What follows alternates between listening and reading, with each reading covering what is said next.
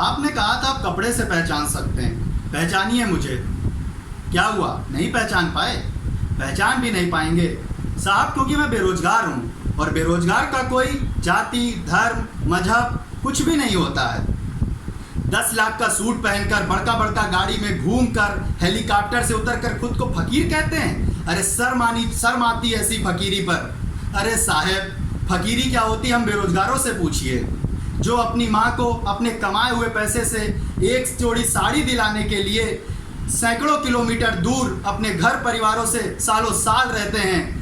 लेकिन दुख के साथ कहना पड़ता है, आपकी ढकोसली नीतियां और मृत हो चुके सिस्टम एवं कोमा में पहुंच चुके सिस्टम के चलते ये सपना भी हमारा अधूरा रह जाता है और बदले में नसीब होती, साड़ी की जगह नसीब होता है तो सिर्फ और सिर्फ कफन।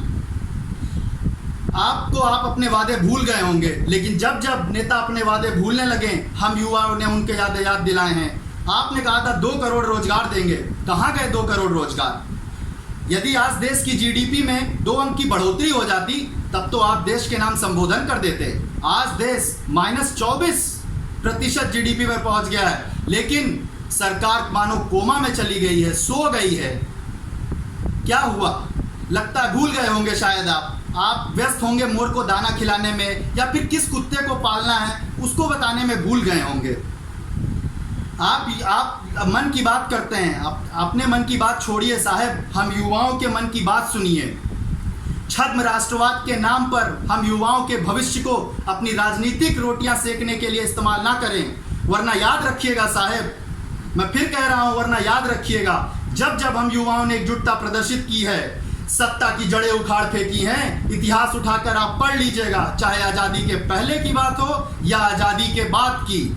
आपके भी सत्ता में आने का बहुत बड़ा कारण हम युवाओं का ही है। अगर हम युवा आपको गद्दी पर बैठा सकते हैं तो आपको गद्दी से नीचे उतार भी सकते हैं। रोजगार ना दे पाए वो सरकार निकम्मी है, हिंदू मुस्लिम जो बांटे वो सरकार निकम्मी है। अरे आवाज दो हम एक हैं, आवाज दो हम एक हैं। जुल्मी जब जब जुल्म करेगा सत्ता के हथियारों से, जुल्मी जब जब जुल्म करेगा सत्ता के हथियारों से, चप्पा चप्पा गूंज उठेगा इनकलाब के नारों से। भारत माता की।